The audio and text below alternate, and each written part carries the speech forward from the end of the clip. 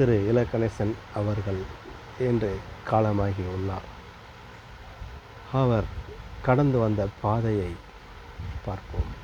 இலகணேசன் அவர்கள் கடந்து வந்த பாதை தஞ்சாவூரை பூர்வீகமாக கொண்ட இலகணேசன் அவர்கள் தமிழ்நாட்டில் பாஜகவையும் தாமரை சின்னத்தையும் பட்டி தொட்டி எங்கும் எல்லாம் கொண்டு சென்றவர்.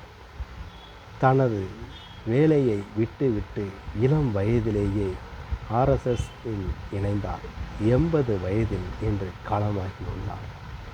அவர் இதுவரை திருமணம் செய்து கொள்ளவே இல்லை.